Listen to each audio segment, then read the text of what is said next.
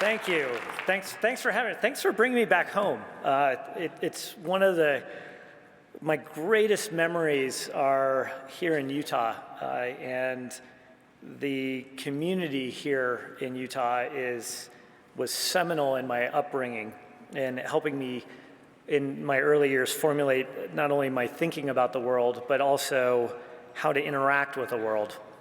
And then I'll talk a little bit about that. And you know, the part I think that's just here today and just would really start us off is to talk about, like, we live in such an incredible, remarkable time. I'm not talking about politics either. That's a different remarkable time. Maybe more for the Q&A, right? But just think about it, for 10 years ago, imagine what was in your pocket or your wallet. Your phone, it didn't take pictures. Videos was a foreign concept of why would your phone take a video? You used to carry a separate little thing of videos. You know, buying shoes on the internet was weird. Carrying stacks of maps when you got to a new place, that was normal behavior. You know, today, what do we have today? But not just what do we have today, what can we expect today? Our expectation is when we get news, it is not only instant, up to date, but it is customized for us. Traffic, we want it completely in real time. We want that mapping to tell us how to not only get from point A to point B, but also all the alternative paths to get around any traffic between those 2 points. Need a car? Don't worry, car service. If Lyft, Uber, pick your favorite one, get them all. Not only cars, but you can get now shipping, not just 2-day, but we're moving very quickly to 1-day shipping on demand. And then there's also the instrumentation of us as humans, fitness trackers, and all the things that can happen there, as well as into the area of clinical and what we're seeing happen in transforming hospitals about how patients have new data sources and are getting understanding of their bodies. And so we have truly seen a revolution of technology take place in our lifetime. And not just in this lifetime of a long arc of a single human time. In literally just a decade, we have seen this transformation that is complete. And so what's really behind that? What's behind all of that transformation? What I, of course, think of when I think about that revolution and that foundation, it's data. It's data that is powering that and changing the whole paradigm. In particular, the aspects that we're seeing that are about to change into a complete new transformation and a radical new future is things like the Internet of Things, the instrumentation of devices from not only your washing machine to being able to talk to your microwave and have a debate about and judging you about the way you wash your clothes or heat up your food, but more about that the stoplights are fully wired to optimize for traffic flows. That when you get into an environment like a hospital or a big office building, it is automatically adjusting the temperatures for optimal climate control, but also energy efficiency. The ability to think in how do you wire all these systems together so that you can have truly autonomous vehicles, cars that self-drive, the ability to move transport with fully integrated systems. As those systems move, what's the next step is not only understanding ourselves at the fundamental level of what does our genome do, but what is our genomic profile, the way our genes actually manifest. How does that actually translate into science? How do we develop precision medicine, this idea of truly tailored medical treatments? And with that is this new evolution into the whole areas of not only data science, but machine learning and artificial intelligence. And so that really led to this establishment of this role of the chief data scientist. And by the way, it is a role that still is there, it is just not filled. But it is a role, and the administration currently has committed to actually filling it. And why have they committed to filling it, and why was this established? Because when you look across the paradigm, across the entire landscape of the United States, but also as the way the United States has used data historically, and one of those strongest historical lessons has been the census. Every 10 years, we redistribute our electoral process based on the distribution of our population. So how do we tie that in as we get to these new questions? And here's just a thought experiment. Right now, the census is done through a survey. It's a very sophisticated process. It takes years to figure out where we're actually going to how to sample people, make sure everyone is tallied, all of those things. But what happens when every part of our interaction with society is measured? If your device is your shirt, your pants, your skirt, your shoes, because it has some type of electronics in it, and it emits an electronic signal, that means that we can statistically calculate the census every day. We can calculate the census even faster. What does that mean for our society? Do we reallocate the House of Representatives every day? How do we think about the distribution of resources and those questions? Those questions all start to fall under the realm of the U.S. Chief Data Scientist. And so with that, with any role, you have to establish a mission statement. And so our mission statement that was established for this role by talking to many different people, not just in the Obama administration, but previous administrations, was this: to responsibly unleash the power of data to benefit all Americans.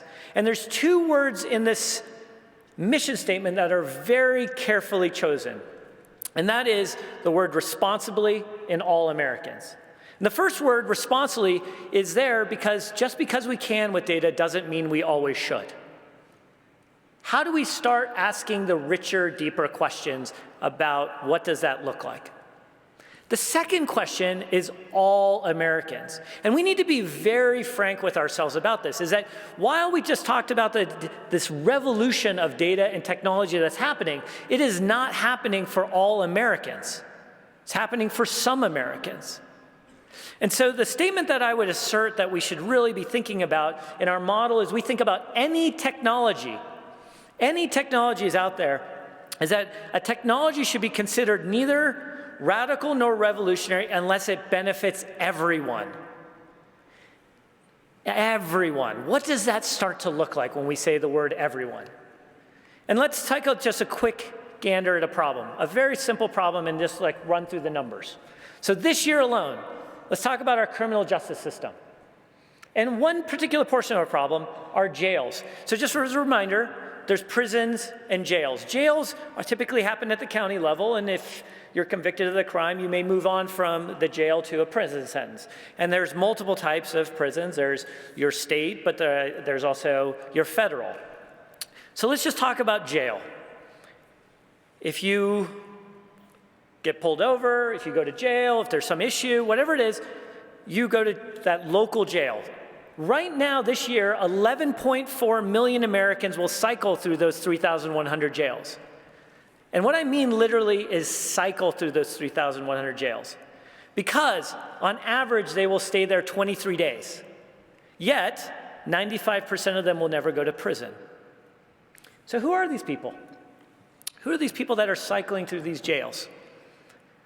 They're the people with mental illnesses. They are people with drug addiction issues. There's also a number of bad actors that do need very serious other types of reform. So what's going on in here? What's going on in this? The biggest thing about that, which I would assert, is who pays for this problem? Because when this is going on and this cycling is happening, this is very expensive. In particular, if these are people that are going into the system for opioid treatment or some other type of drug addiction or mental health illness, that is costing our local communities an extraordinary amount of money.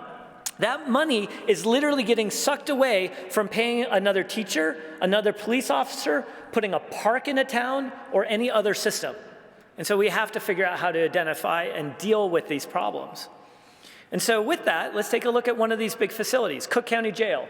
It is one of our largest single-site jails. Our largest one overall is the LA County system, but this is a single-site one. It's 90 acres. It's almost 93 acres of jail. Cell phones don't work for miles around because no one wants to invest in the community around there. 1/3 of the inmates in this jail have mental health issues, and increasing. Where's the technology revolution for everyone that lives around this place? We have created around this jail, which is just miles from downtown Chicago, an entire desert of a criminal justice system. Like the children have no access to technology. You can't get one of these car services. You can't get the internet. Nothing exists for them. So where's the revolution for them? Let me give you an example of this. This is Pete and Kevin Early. Pete is actually a pretty famous author. His son is Kevin. Kevin has schizophrenia. And one night, Kevin had a psychotic episode, and he was having delusions, and so he broke into a neighbor's house and was naked and crawled up into the bathtub. Now, many of these type of incidents, when the police officer is called, end up very badly. They can end up badly for the officer. They can end up very badly for the person like Kevin. In this case, the officer was trained in something that's called crisis intervention and was able to recognize the signs of mental health illness, and what did not draw his service weapon, was able to de-escalate the situation and figure out how to get Kevin into this type of care. And what Pete points out is thanks to that system and that model, Kevin is effectively alive today because that system goes so badly wrong so many of the times today. And so what we asked ourselves is, how do we take that and find a model that scales? And that's what we created as the White House Data-Driven Justice Initiative. And this idea is super simple. What it does is it says, look, we got a problem with our jails. We have a problem with mental health illness. We have to find a way to bridge this. So let's do something very elementary. These people who are cycling through the jails, let's figure out who they are. And let's share that information with the police department so that they know when they see someone like Kevin, they can intervene in the right way. Now, we're not talking any sophisticated machine learning or AI or any fancy buzz names. What we are literally looking at is a bunch of spreadsheets that say, hey, is Sally on your list? Because we see Sally all the time. Oh, yes, Sally's on our list. Do not take her to jail. Take her to the right treatment facility. Let's get her the help that she needs. Rocket science. Sharing of spreadsheets. How much could sharing of spreadsheets save? Well, Miami-Dade, Florida did this. They implemented this. Cost them $1.5 million to implement. How much did they save? $10 million in year one. The real measure is they emptied a full jail. They closed a full jail. A couple years later, they closed a second jail. Crime rates went down. Officer-involved assaults went way down. The whole system worked. So how do you scale it? Sharing spreadsheets. But you have to share them in a secure way that protects the privacy. So the data can only flow from the healthcare system into the criminal justice system. Here in Skid Row in Salt Lake City, I was with the sheriff, and what they've realized is that over 30 years of traditional models of just putting people in jail does not work. The costs are going up.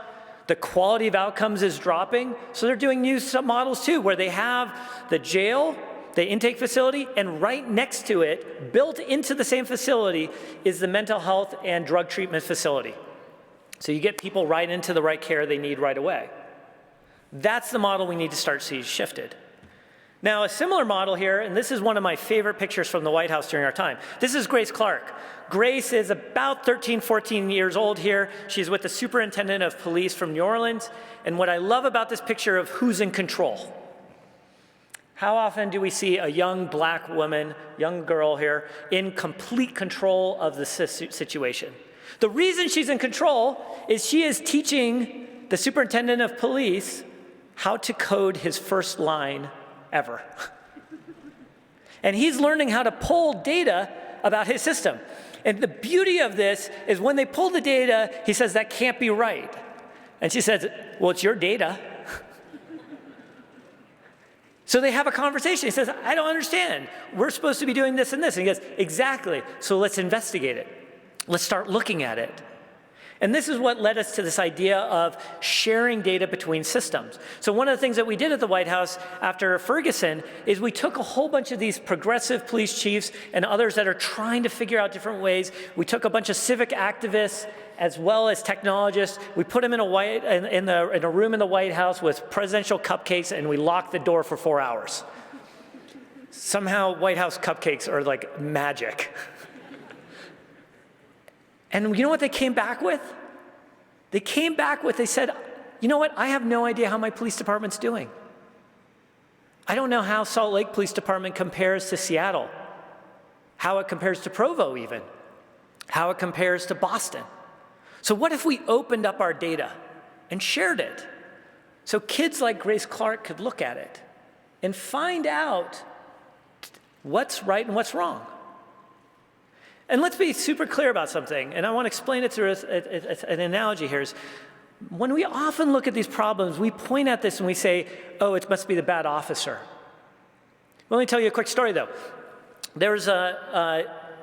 We sent a team of data scientists from the University of Chicago into Charlotte-Mecklenburg County and to look at their data. And they did something which is called feature set selection, this idea of finding the features that predominantly describe a situation. And they were looking at officer-involved incidents, basically, or excessive use of force. And so they went through the system and they looked for all these pieces of where bad things can happen, and there's a long list. And the list of features, the first list of things were obvious. You have a track record of accidents or complaints and so on and so on. And then in the middle of the features, there's two very curious things that show up. The first is that the officer has responded to domestic violence where a child is present. The other one is that the officer has responded to a suicide call or multiple suicide calls. So in this model, the data scientists are integrated with the officers, and so they've been traveling together, they've been doing the ride-alongs, they're figuring out how to use this data to improve. And they start looking at this and they go, oh, wait a second, there's that first batch which is due to some of the bad apples, and you can address those very easily, but what about's happening with these others? So what they realize is you go to a suicide, it's highly emotionally intense, it's physically messy. Domestic violence where a child is present. Incredibly tough situation. You finish that call, and what does dispatch tell you to do? Get back out there. Get back out on patrol. You pull some kid over, broken taillight, they're flippant with you. How can we expect a human who has just gone through that intense type of emotional system to then engage in this other type of situation? No one is human enough to context shift like that. Where is a failure happen? Why is it that we can build a system that is going to get you a package in a day, but we can't have a dispatch system that recognizes that you need some time off to decompress? Where is the system failing? And so what these data scientists are doing is building smart dispatch systems to take better care of the officers. And that is where we can start seeing these very new models of policing interaction happening. And that is really the theory behind what we call the White House Data Initiative, is using data to not only provide transparency, accountability, but also for people to share it to figure out how to improve systems. Systems that take care of the entire society that we're engaged with. We fundamentally have to find ways to make this technology work for us, not against us. And too often, we interact with a system where we just sit there and we are trying to click on it, or we know that this is so painful that the technology is working against us. It's not there to help us. And we have to hold that technology to a higher bar. And let me give you a very specific example of that. This is Jennifer Bittner and her husband, Rod. That's their beautiful son. Jennifer has stage 4 metastatic breast cancer. For those that know anything about that, that is terminal. She's doing okay, but she wrote into us when we were working on this idea of what does the next generation of treatment need to look like, and she pointed out that if you look at the curves of how long someone survives for someone with cancer like her, she's not going to be around long enough to watch her son ride a bike. And she said, hey, you guys are so smart. You keep talking about accelerating the course of technology, accelerating the course of science. How are you going to help allow and empower me to see my child grow up? She had a point. She has a real point. So what's holding back a solution for saving Jennifer? Getting a cure for all our loved ones with cancer. What turns out, what's is most painful is it's just a database. There's data out there. The problem is it's fractured across thousands and thousands of databases, and there's no way to bring this data together. So what would happen and what would it look like if we took all the data sets that humanity has and brought it together in a safe, secure, privacy-controlled way to allow us to look at solutions for these diseases? What might we come up with because the answer already exists in the database? We just haven't figured out how to look for it. What does that start to look like? And so that's why we launched these things like Precision Medicine Initiative and Cancer Moonshot, because what we're realizing is all too likely the cure is already out there. We just haven't figured out how to ask the right question of the data and bring it together. And that's all too powerful. That's an option for us as a nation, and we have to figure out how to take a better advantage of it. And so those things are taking off and going at an incredible rate. And that foundation of part of that is this idea of how data science starts to empower these things. And so those are elements of what I've talked about is a little bit around data, but I want to show you a few other cases how data is transforming the world. And let me start with the story of Matt Might. This is Matt, his son Bertrand. We're at the White House bowling alley celebrating Matt's birthday. Matt here was Matt is a former resident of Utah before we convinced him to move out to the White House to help us on precision medicine. And here's the thing. Here's the story of Bertrand. Bertrand was, when he was born, there was something that just wasn't quite right. His parents noticed it and weren't sure exactly what to do. And one of the signatures of it wasn't acquiring language, wasn't engaging in the same way, but one of the surefire signs of that was that when Bertrand cried, there was no tears, did not produce tears. And so Matt went to every specialist that he could, great quality health care here in Utah, went to the experts, and they all told him the same thing. Your son is one of N, which basically means your son has a genetic disease where he's the only human like that in the world. We have no others like him. So what is that genetic disease? Well, this is early on. People weren't able to pin it down. They just said one of N. So Matt, though, is a computer scientist, and he said, I don't believe that. So he decided to game the system. And the way he gamed the system is he wrote a blog post that was titled, Searching for My Son's Killer. And he put all the characteristics in there of what he was trying to find. And he optimized this blog post so that any other parent who might have similar symptoms in their child would come across his blog post. And then, sure enough, multiple parents started to show up with their kids having the same symptoms.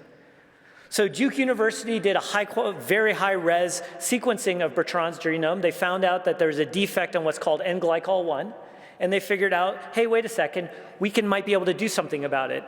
So then what Matt did is Matt decided to look at this and looked at the data of all the drugs that are out there and realized that there's what's called off-label use. Basically that you might be able to take these drugs and test them on himself and then eventually on Bertrand, becoming his own FDA, if you will, to figure out if there's a solution to cure Bertrand. And Matt actually has a video of this moment, the first time he tries one of these drugs and gives it to Bertrand, and as a result, Bertrand actually produces tears. This is the stuff like we talk about in movies. This is happening all around the world. This is what happens when you have a scientist like Matt empowered to do this. But it's not just him. This is Sonia and Eric. Sonia's mom died of a horrific genetic disease. It's just far too young. It's one that just destroys your brain, wastes away. It's very, very painful. So Sonia had to go through this very difficult decision to get genetically tested. And what would she find if she was genetically tested? They were newlyweds. What do you do in that situation? So they decided to do the test, and it turns out Sonia has better than a 50% chance of actually coming down with this genetic disease. They're a lawyer and a city planner. So what do you do? What do you do in that situation? Well, you quit and become data scientists. So one of them became the wet lab, the other became the computational specialist. They gave up their jobs, they went and got their PhDs, they got postdocs at the Broad Institute, and they're literally in a race to find a cure for Sonia. They just had their first child about 4 months ago. When we empower people with data, we find that they do amazing things. These are presidential innovation fellows that come in from all walks of life to come and serve in the government, to figure out how to open up data. Open up data from Centers for Medicare and Medicaid Services, that is the type of data that different journalists can use to figure out that there is an opioid epidemic. The type of data that, when opened up, recognizes that more than 100 Americans are going to die on our highways and roads today, and we don't know why. Some of it is distracted driving. Some of it is faster driving. Some of it is bike incidents. Some of it is better fuel efficiency, so people are driving longer distances and faster. We can't exactly figure it out, but by opening up that data and flipping around the model, we know that Americans and the ingenuity of the American public can find different answers, just like Sonia did, just like Eric is doing, just like Matt Malyad is doing. But there's others. This is Antwi. Antwi is in Chicago, and he's using local data to figure out how to make his community better. Just at that very, very community level type data. Figure out how to improve just basic services. This is Sujana. Sujana came to us at the White House Science Fair. Amazing young woman in Kentucky. University of Kentucky thinks she's so good they've given her a whole lab because she might be the first person to figure out how to develop the artificial kidney. A problem that causes way too much loss of life in our nation, but also costs $30 billion a year. And so she's doing this, and she was doing this work while in high school. We have people like the team in Charlotte who are trying to figure out how do you actually build great interfaces so that when somebody moves to Charlotte for the first time, they can figure out how to get great services. Who are these people that move in? We often have that mental model, the people that move in must be immigrants.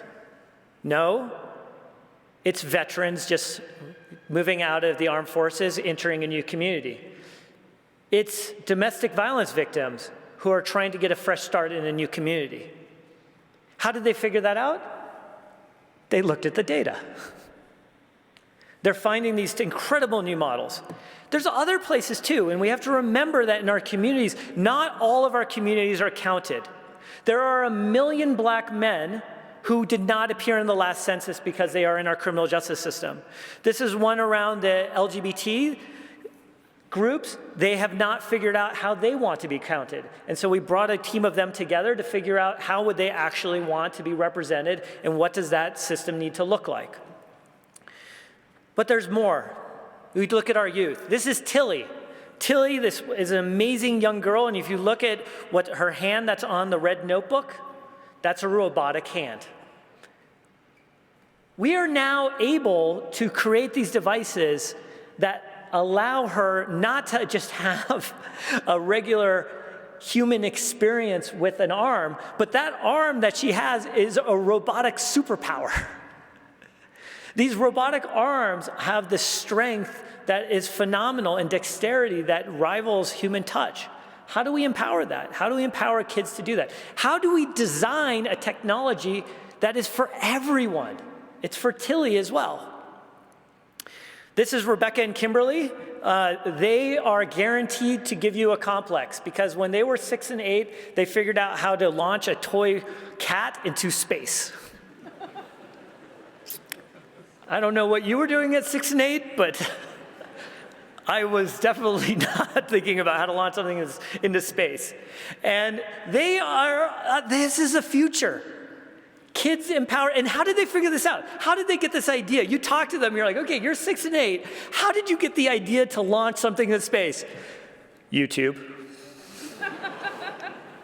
It's like, of course.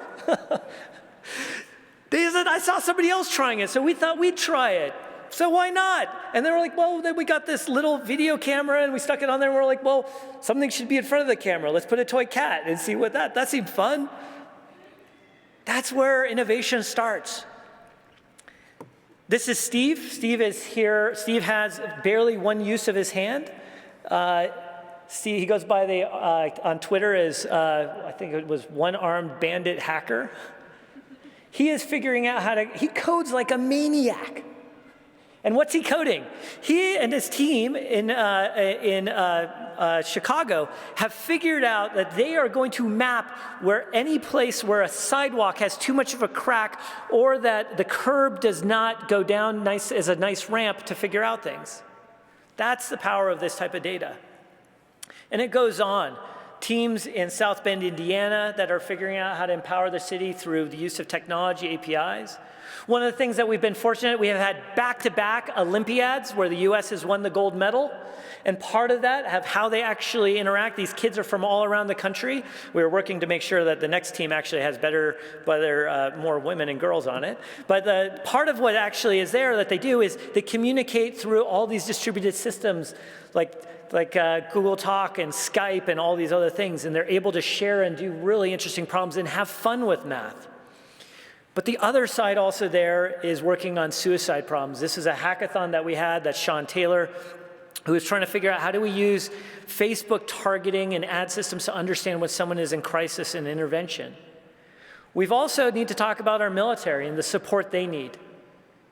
One of the things that we put in place, especially around the questions right now of our systems being under attack, is this idea of we invited people to hack the Pentagon, is what we called it. So we invited a whole bunch of white hat hackers. These are good hackers who have been vetted. And we invited them to the Pentagon and said, bring it on. You know how long Bring It On took to find our first flaw? 13 minutes. Now, the kid there, and he's literally a kid at this picture, David is 18 in this, while studying for the AP computer science exam, he found 6 vulnerabilities in the Pentagon, submitted them, and this is him getting a recognition from Secretary of Defense Ash Carter. I don't let people say, oh, you invited people to hack the Pentagon. How could you do that? The bad guys are going to know this. We're like, the bad guys already knew about this. We should probably know about it too. How do we flip these models on its head? And part of this is also these new distributed systems. There's a system that we created called Crisis Text Line, all volunteer network where people text in instead of calling in suicide hotlines. Because what we found is people don't want to call anymore. They like to text. Here's the amazing thing when you do that. You can use natural language processing, AI technologies to look at the words they use. And if somebody is using the word Tylenol, aspirin, Advil, they are 4 to 16 times more likely to be in the act of committing suicide. And we can start intervening by trying to get an ambulance out to them right then because we see the patterns that they're using. How do we use that technology for good? And it's not always great. One of the things that does happen sometimes, and this is one of the tragedies, is we had one of the people on our team killed, Jake Brewer, and this is his daughter. And what Jake pointed out is that we really need to start asking ourselves that harder set of questions. And one of the things he pushed at the White House was this idea to take a pledge, an oath. What would a pledge or an oath to do the right thing around technology really look like? And that pledge, this is the pledge that he was pushing for. I think there's a couple parts that are really critical, is what does it mean to pledge to be an active American? What does it mean to be a pledge to serve, to push our country to be right? What does it mean when it's wrong to stand up? What does it mean to stand up for each other, for groups that don't have a voice, that don't have recourse? What does it mean to really pledge to be like a citizen, especially in this age of technology? Those are fundamental questions that all of you are empowered to take on, because the engine that we've talked about is really driven by the next generation tackling these problems. Because let's be honest, not only was our democratic processes hacked and attacked by other governments, but we have a fundamental problem of what is the engagement of our technology, whether it's a news feed or the way you see ads or the way we get our news. What does it look like when systems put in bias? Those questions we have to answer now. And so the 3 core principles I want you to take away today is that people are always greater than data. People are greater than data. When we talk about those data points, they have names. The edge cases we often refer to as maybe that's not a group we should consider. Those edge cases have names. Juan, Sally, Jesse, Marcos, they all have names, and we have to do a better job fighting on their behalf.